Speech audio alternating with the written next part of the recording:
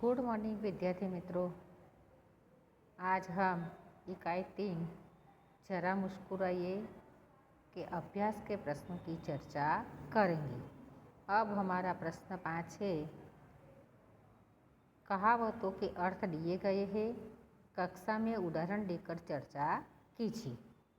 तो विद्यार्थी मित्रों, हमारी पहली कहावत है अकल बढ़िया भैंस। उसका अर्थ है शरीर बड़ा होने की अपेक्षा अक्ल बड़ी होती है। कि अक्ल हमें दिखाई नहीं देती, लेकिन अक्ल शरीर से के बड़ी होती है। शिक्षक, हमारी अक्ल मस्तिष्क में होती है। मस्तिष्क हमारी खोपड़ी में होता है। हमारी खोपड़ी भैंस से बहुत छोटी होती है और अक्ल तो उससे भी छोटी होती है। फिर भी अक्ल को भैंस से बड़ा क्यों कहा जाता है? कि शिक्षक ने विद्यार्थी मित्रों से प्रश्न किया कि अक्ल तो मस्तिष्क में होती है, यानी कि हमारे सिर में होती है, और मस्तिष्क में हमारी खोपड़ी में होता है। कि मस्तिष्क कहाँ होता है? मस्तिष्क हमारी खोपड़ी में होता है, और हमारी खोपड़ी भैंस से भी बहुत छोटी है और अक्ल तो उससे भी छोटी है। तो विद्यार्थी मित्रों, बताइए कि अक्ल बड़ी या भैंस?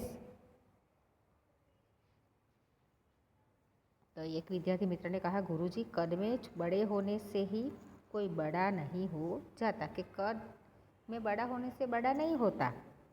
रोग का एक कीटाणु छोटा होने पर भी हमें बीमार बनाकर कड़वी दवा खाने के लिए मजबूर कर देता है। कि अगर रोग का एक कीटाणु भी हमारे शरीर में आ जाए तो क्या होता है? हम बीमार हो जाते हैं और हमें कड़वी दवा पीनी पड़ती है, खानी पड़ती है। इस तरह अक्ल सूक्ष्म और अदृश्य शक्ति है। यह सारा ज्ञान विज्ञान मनुष्य की अक्ल का जलसा है। यदि भैंस में अक्ल होती तो वह पशु क्यों कहलाती?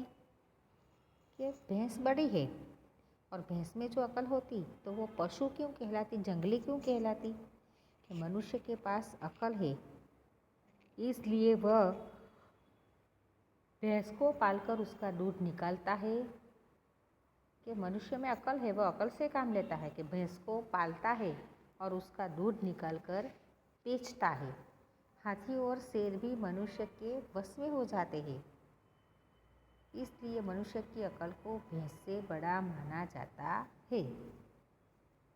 तो शिक्षक ने कहा, हाँ, इसलिए तो कहावत है अक्ल बढ़िया भैंस।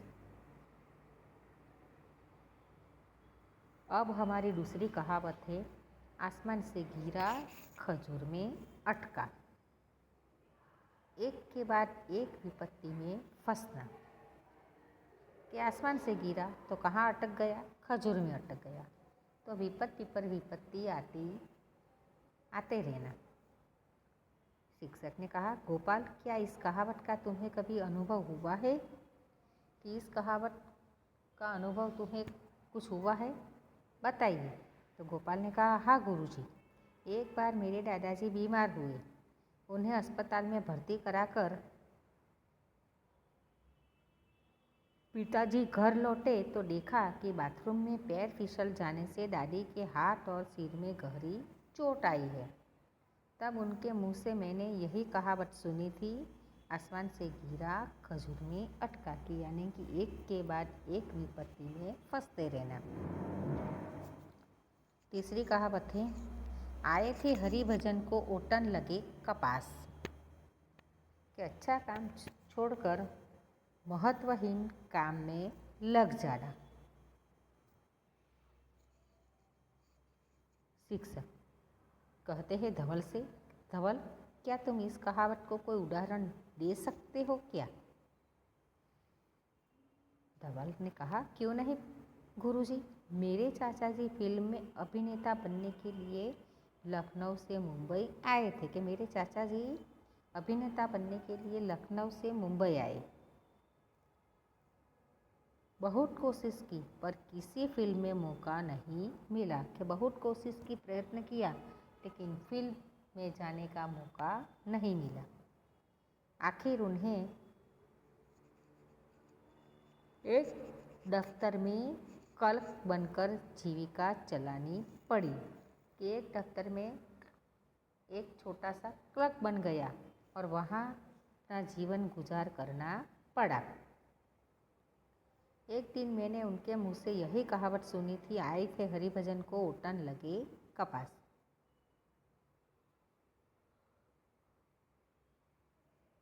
अब हमारी चौथी कहावत है, जो गरजते हैं वो बरसते नहीं।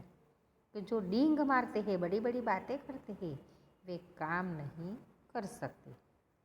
तो शिक्षक ने कहा विद्यार्थी से कि सलील, क्या तुम इस कहावत का उदाहरण दे सकते हो? सलील ने कहा गुरुजी, हमारे मोहल्ले में बरसों से पानी का किल्लन है कि पानी ठीक से आता नहीं है। पिछले नगर पालिका चुनाव में हर पार्टी के नेता ने लोगों से कहा कि यदि वे चुनकर आएंगे तो कुछ दिनों में ही लोगों को नियमित रूप से भरपूर पानी दिलाएंगे। कि पिछले महीने में नगर पालिका का चुनाव हुआ था और उसमें लोगों ने नेता से कहा था कि भाई हमारे मोहल्ले में पानी आएगा तब भी हम आपको चुनेंगे। चुनाव हुए 2 साल हो गए। जो उम्मीदवार जीता वह अभी तक कहीं नज़र नहीं आया। कि चुनाव हुए 2 साल हो गए और वह अब जो नेता थे वो जीत गया और 2 साल के बाद भी वह यह देखने के लिए नहीं आया। अब इसे आप क्या कहेंगे? तो शिक्षक ने कहा सच है, जो गरजते हैं वो बरसते नहीं। 5वीं कहावत, जैसी करनी वैसी भरनी। जो जैसा करता है उसे उसी के अनुसार फल भुगतना पड़ता है। शिक्षक ने कहा सूरज, क्या इस कहावत को तुम सच मानते हो? कि शिक्षक सूरज से कहता है कि तुम इस कहावत को सच बताते हो? तो सूरज ने कहा गुरुजी, अभी मैं स्कूल आ रहा था तो एक युवक एक महिला के गले से सोने की झिंझर झटक कर भाग रहा था। कि अभी मैं स्कूल आ रहा था और एक युवक ने एक महिला का चैन, सोने की जंजीर यानी सोने की चैन तोड़कर वह भाग रहा था। महिला के चिल्लाने पर लोगों ने उसे पकड़ लिया और उसकी खूब पिटाई की। कि औरत चिल्लाई और उसके चिल्लाने की आवाज़ से लोगों ने उसे पकड़ लिया और उसकी खूब पिटाई की। फिर उसे पुलिस के हवाले कर दिया। अब इसे क्या कहेंगे? कि मोहन ने कहा हाँ गुरुजी, जैसी करनी वैसी भरनी। तो विद्यार्थी मित्रों, यहाँ हमारा इकाई 3 का अभ्यास पूर्ण होता है और आपको कि योग्यता विस्तार में भी दिया गया है कि ठहाका मारकर हंसो और 100 साल जियो। कैसे? तो कक्षा में इस वाक्य पर आपको चर्चा करनी है, यानी कि अभी तो आपको ही अपने घर पे अपने माता पिता से यह चर्चा करनी पड़ेगी।